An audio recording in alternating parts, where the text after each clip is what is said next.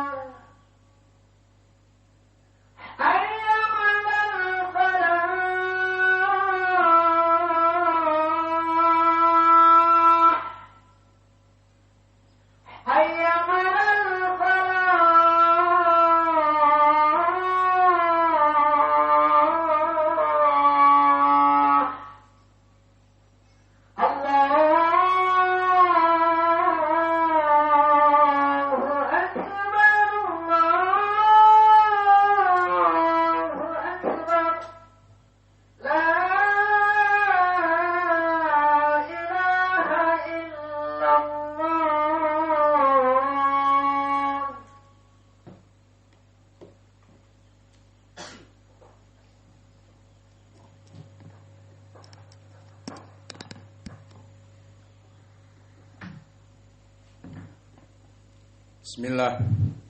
Innal hamdalillah nahmaduhu wa nasta'inuhu wa nastaghfiruh wa na'udzu billahi min shururi anfusina wa min sayyiati a'malina may yahdihillahu fala mudhillalah wa may yudlil fala hadiyalah wa ashhadu an la ilaha illallah wahdahu la syarikalah wa ashhadu anna Muhammadan abduhu wa rasuluh.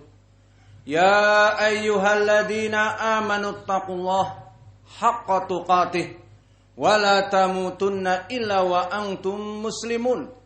Ya ayyuhan nasu taqu rabbakumul ladzi khalaqakum min nafsin wahidah wa khalaqa minha zawjaha wa batha minhuma rijalan katsiran wa nisaa wattaqullaha alladzi tasaaluna bihi wal arham innallaha kana 'alaikum raqiba. Ya ayyuhalladzina amanu taqullaha wa qulu qawlan sadida yuslih lakum a'malakum wa yaghfir lakum dzunubakum wa may yuti'illaha wa rasulahu faqad faza fawzan 'azima. Amma ba'd. Fa inna asdaqal hadits kitabullah wa khairul huda hadi Muhammadin sallallahu alaihi wa ala alihi wasallam wa syarrul umur muhdatsatuha fa inna kulla muhdatsatin bid'ah wa kulla bid'atin dhalalah wa kulla dhalalatin finnar. Iyadan billahi minan nar. Sidang Jumat yang berbahagia di Masjid Imam Muqbil Al-Wadi'i di Darmasraya, Sumatera Barat. Semoga Allah memberikan ilmu yang bermanfaat bagi kita dan rizki yang halal dan melimpah. Qulu amin. Maka ketahuilah ya ibadallah, diriwayatkan oleh Imam At-Tirmidzi dan Imam An-Nasa'i dan juga Imam Ahmad yang madar sanadnya kembali kepada Asy-Sya'bi wa huwa Amir ibnu Syarahil dari Asim al-Adawi an Ka'ab ibnu Ujrah. Qala Rasulullah sallallahu alaihi wa ala alihi wasallam, sayati zamanun al-umara yakdzibun wa yadlimun faman dakhala alaihim yusaddiqu bikudubatihim wa kadzalika yu'inuhum fi dhulumatihim aw fi dhulmihim wa ana lastu minhum wa laysa hum minni wa lam yarid alayya al-hawda faman lam yu'inhum wa lam yusaddiqhum fa innahu minni wa ana minhu wa yarid alayya al-hawda. Maka di dalam hadis yang diriwayatkan oleh Imam At-Tirmidzi dan Nasa'i serta Imam Al-Hakim yang sanadnya bertumpu kepada Amir ibnu Syarahil Asy-Sya'bi imam dan Asim al-Adawi tabi'i yang thiqah dari sahabat Ka'ab ibnu Ujrah, maka sanad ini sanad yang sahih, telah disahihkan oleh Syekh kami Muqbil Al-Wadi'i dan At-Tirmidzi. Maka setelah kita mengetahui sanad ini sahih, maka kita sekarang mengeksploitasi dan mengeksplorasi dari matnul hadis. Maka di dalam hadis ini disebutkan akan datang zamanun ba'di, zaman setelah meninggalnya Nabi Muhammad, para umara, para pemimpin-pemimpin negeri yang mereka pendusta dan mereka orang-orang yang zalim kepada amanat rakyatnya. Kemudian di sana akan datang ulama as-su, du'atun su, dai-dai dan alim ulama yang buruk yang datang kepada mereka dan membenarkan kedustaan mereka dan kebid'ahan mereka, dan bahkan yu'inuhum fi dzulmihim. Para ulama ini membantu kebid'ahan mereka, kesesatan mereka. Maka dihukumi oleh Nabi, lastu minhum wa hum laisu minni. Maka aku bukan dari mereka. Nabi berlepas diri. Dan mereka bukan dari kami. Maknanya dari kaum mukminin, kaum muslimin yang hakiki. Maknanya mereka ahlil ma'asi, ahlil bid'ah. Walam yarid alayya al-hawda. Dan mereka pasti tidak akan pernah datang kepada haudku untuk meminum air telagaku. Dan kebalikannya, jika mereka para alim ulama, para dai-dai yang tidak masuk kepada pemimpin-pemimpin yang zalim, tidak membantu kebid'ahan dan kezaliman mereka, tidak membantu kedustaan mereka, fa ana minhum wa hum minni, maka aku dari mereka dan mereka pun dari kami. Maknanya Nabi sepakat dengan para dai-dai tersebut, tidak berlepas diri, dan mereka akan mendatangi haudku dan akan minum dari haudku. Di hadis yang tadi telah kita takhrij bahwa hadis ini hadis yang sahih. Maka di dalam hadis ini banyak sekali fawaid, faidah-faidah, di antaranya yang pertama, sepeninggal Nabi akan ada umara yakdzibun wa yadzlimun. Akan datang umara, amir-amir negeri, para khulafa yang memimpin kaum muslimin dalam keadaan kezaliman kepada rakyatnya dan kepada Allah dan Rasulnya. Dan mereka berdusta, ini sifatnya yang pertama. Dan mereka melaksanakan kezaliman. Kemudian sifat yang kedua, disifatkan akan datang kepada mereka du'atun su', du'at min ahlil bidah wa ahli zaid. Maka akan datang da'i-da'i yang notabene para alim ulama yang buruk, yang akan masuk kepada para pemimpin-pemimpin negeri ini dalam keadaan menjilat dan dalam keadaan membenarkan dari kedustaan dan membantu dari kezaliman atas rakyatnya. Maka di sini poin yang ketiga, permasalahan al-wala wal bara dari Nabi itu sendiri. Bahwa banyak di dalam adillah Nabi akan berlepas diri dari orang-orang yang zalim dan membenarkan kezaliman.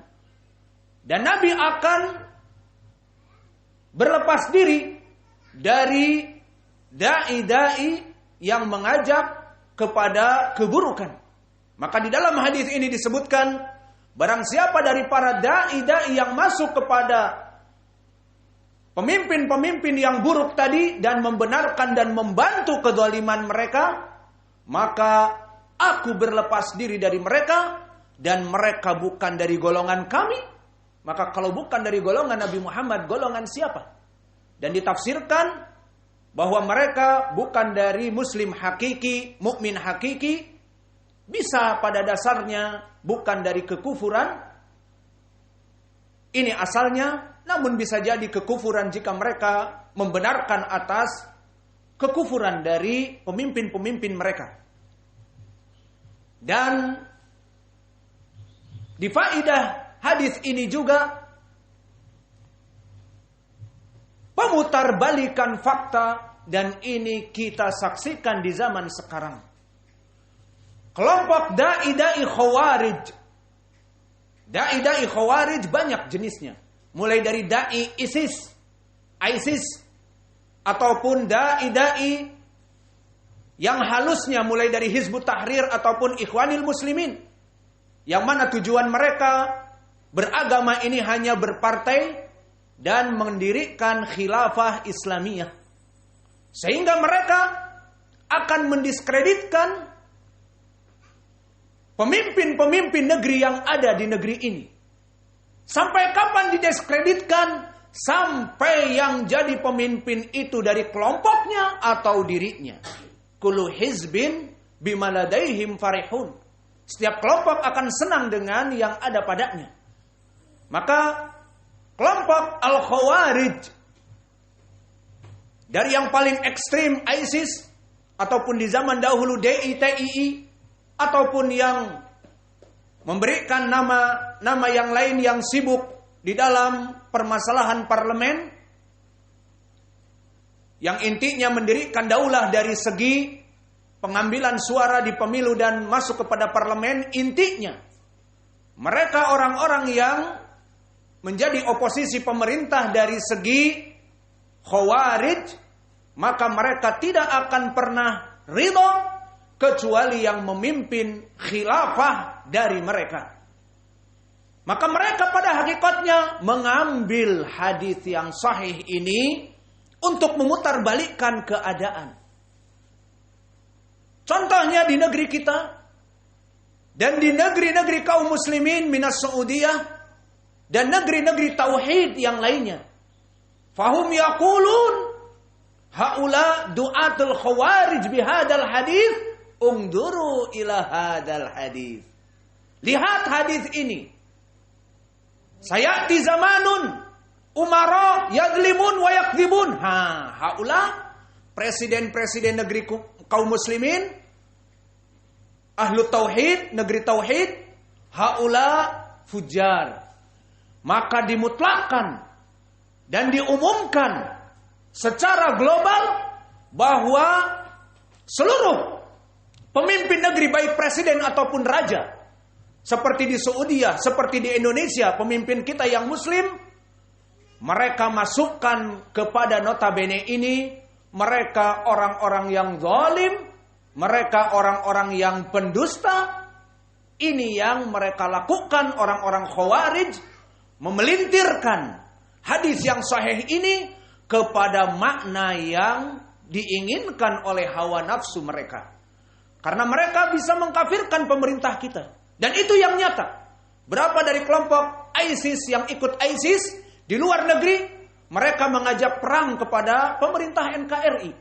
Padahal mereka hidup di negeri orang, di Suriah dan di Irak dan yang lainnya. Dan itu kenyataan. Maka kesimpulannya, hadis yang sahih ini dipelintir oleh mereka, difahamkan bahwa hadis ini realisasi dari kenyataan sekarang. Pemerintah sekarang kafir, zalim, pendusta. Dan selain itu tadi disebutkan dai-dai yang masuk kepada mereka, maka mereka menuding haula dai-dai Wahabi, dai-dai yang menjilat pemerintah, yang diam dari kemungkaran. Maka mereka mengklaim kita dai-dai katanya Wahabi Salafi sebagai dai sultan. Maka para ulama di Saudiyah, al-ulama al-kibar, para masyayikh, Syekh Saleh Fauzan, Syekh Rabi, Syekh Ubaid hafizahumullah wa haula alladzi qad matu, Syekh Ibnu Baz dan yang lainnya, Ibnul Utsaimin, min zamanhum yaqulun ulama sultan, yalhathun as-sultan, hakadha. Fahadal hadis ini dipelintir menjadikan fitnah. Dijadikan fitnah oleh orang-orang al-Khawarij untuk mencela para pemimpin yang mereka anggap pemimpin baik di NKRI ataupun di negeri-negeri Islam, pemimpin yang bejat, kufar. Dan para umara bekerja sama dengan ulama yang baik kepada mereka dan tidak menasihati mereka, dinamakan ulama Wahabi, ulama penjilat dan sebagainya. Maka ini kenyataan yang ada. Maka kesimpulannya hadis yang sahih ini tidak bermakna seperti itu. Dan tidak bisa diseret-seret seperti itu. Apalagi kita mempersaksikan pemerintah kita NKRI Indonesia, pemerintah yang sangat baik, di mana tidak pernah melarang untuk sholat berjamaah tanpa sebab, ataupun untuk puasa Ramadan, ataupun bahkan menghalalkan peribadatan kepada selain Allah. Maka alhamdulillah tidak bisa dijadikan hadis ini kepada pemerintah kita NKRI dan kepada dai-dai para MUI dan penasehat pemerintahan untuk disebutkan sebagai dai penjilat, dai sultan, ulama sultan dan sebagainya. Tidak bisa. Maka hadis ini barakallahu fikum berbicara tentang para umara, para amir yang memang zalim kepada kaumnya dan berdusta atas kaumnya, dan mempunyai para pembela dari dai-dai dan alim ulama yang membantu para sultan yang zalim ini. Maka itu hak dan itu ada, tapi tidak bisa dijadikan global bahwa seluruh negeri Islam, Indonesia masuk negeri Islam, Saudiyah masuk negeri Islam, siapa saja yang mereka hidup di negeri Islam dimasukkan kepada hadis ini, tidak bisa. Dan faedah dari hadis ini disebutkan padanya al-haud. Maka ketahuilah ya ibadallah, al-haud di dalam hadis ini, barang siapa dari para ulama yang buruk tadi, maka aku berlepas diri untuk tidak bertemu dengan mereka di haudku dan tidak minum dari haudku. Dan barang siapa para ulama yang tidak masuk kepada dai-dai, kepada umara yang zalim tadi, maka aku tidak berlepas diri dengan mereka dan mereka akan meminum dan bertemu denganku di haudku. Maka di dalam lafaz ini menjadi pendalilan bagi kita tentang adanya haud, telaga Nabi, dan sifat dari haud. Maka ketahuilah ya ibadallah, haud ataupun telaga Nabi itu adalah telaga yang diberikan kepada Nabi Muhammad sallallahu alaihi wa ala alihi wasallam, yang mana sifatnya telah banyak di dalam hadis-hadis yang sahih. Disebutkan di antaranya yang akan kami sebutkan hanya 2 hadis saja. Pertama, hadis dari Uqbah ibnu Amir, wa huwa fi sahihain. Qala Rasulullah sallallahu alaihi wa ala alihi wasallam, ana faritun ilaikum fi haudi, bahwa aku akan menunggu kalian wahai kaum muslimin pengikutku di haudku.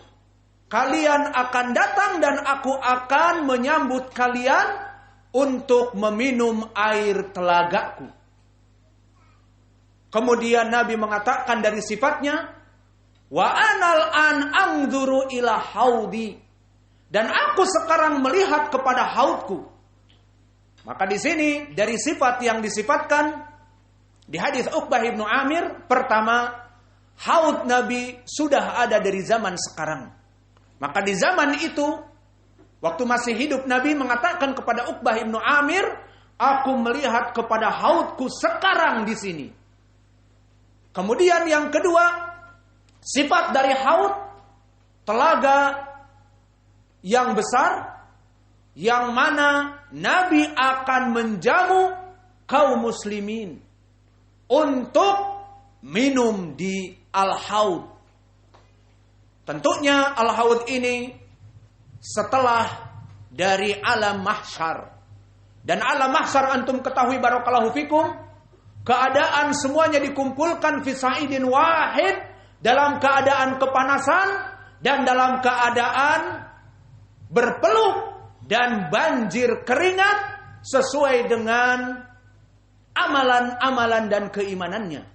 Seperti hadis Miqdad ibn al-Aswad diriwayatkan oleh Imam Muslim, tunna syamsu ala ru'usil khalaiq bimiqdari mil, fayakunun nas ala miqdari a'malihim fil araq, faminhum man yakunu ala ka'baih, faminhum man yakunu ala haqwaih, faminhum man yuljimuhul araq iljaman.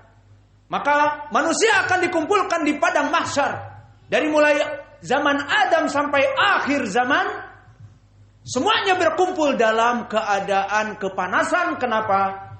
Karena mentari diturunkan hanya 1 mil. Maka seluruh manusia dalam keadaan berkeringat. Maka seluruh manusia dalam keadaan berkeringat, banjir keringatnya karena kepanasan. Maka di antara mereka ada yang keringatnya sampai kepada 2 mata kakinya. Di antara mereka ada yang sampai kepada sapai, kepada 2 betisnya. Di antara mereka ada yang sampai hakwe, pinggangnya. Di antara mereka yang yuljimul arq iljaman, maka menutupi hidung-hidung mereka. Bahkan di antara mereka ada yang tenggelam dari keringatnya. Maka dalam keadaan yang panas menyengat itu, Nabi Muhammad sallallahu alaihi wasallam mengatakan, ana faritun ilaikum yaumal qiyamah fi haudi. Maka aku menunggu kalian dalam keadaan haus dahaga setelah mahsyar, maka aku akan menyambut kalian di haudku dan mengatakan marhaban bikum, silahkan minum air dari air telagaku, dari al-haud, maknanya telaga. Ini hadis yang pertama. Dan hadis yang kedua, agar tidak panjang, maka disebutkan di dalam hadis dari Abi Hurairah, yang mana hadis ini hadis dari Abdullah bin Amr bin al-As, yang hadis ini pun muttafaqun alaih. Berkata Rasulullah sallallahu alaihi wa ala alihi wasallam, haudi masiratus syahr, bahwa telagaku luasnya sejauh seseorang berjalan dengan kuda yang kencang. Di zaman itu adanya kuda, bukan pesawat. Berjalan dengan kuda yang kencang, kuda kavaleri yang kencang, sejarak jauhnya masiratus syahr, dalam keadaan 1000 hari dan malam berjalan. Maka kuda kavaleri yang dibiarkan berjalan yang sangat cepat 1000 hari dan malam, maka ini adalah jarak yang jauh. Wa zawayahu sawa, maka panjang dan lebarnya sama. Maka kalau panjang dan lebarnya sama di trigonometri adalah apa? Persegi 4, square. Panjang dan lebarnya sama. Itulah haudku. Ini dari sifat yang Nabi sifatkan. Kemudian abyadu minal laban wa fi riwayah minal warik. Makna minal laban seputih susu. Wa makna minal warik ay al-fiddah talma kamal fiddah wa amal laban la talma la yalma. Adapun susu tidak mengkilat namun putih seputih susu dan kilatannya seperti perak. Wa atyabu minal misk, dan di saat kita minum harumnya bagaikan misk. Faman syariba minhu lam yadma'u abada. Barang siapa yang meminum dari air haud, lam yadma'u abada, tidak akan pernah haus setelah itu. Maka proses setelah minum haud masih panjang. Hunaka al-mizan, akan ditimbang di mizan timbangan amalan kita. Dan di sana ada as-sirat, menyeberangi sirat yang sangat menakutkan. Idan lam yadma'u abada, tidak pernah kehausan kaum muslimin yang meminum dari al-haud. Maka as'alullah al-karim Rabbal arsyil azim, di mana Allah memberikan kepada kita untuk bisa meminum dari air telaga Nabi Muhammad sallallahu alaihi wa ala alihi wasallam. Qulu amin. Wa astaghfirullah wa atubu ilaih fastaghfiruh, innallaha ghafurun rahimun.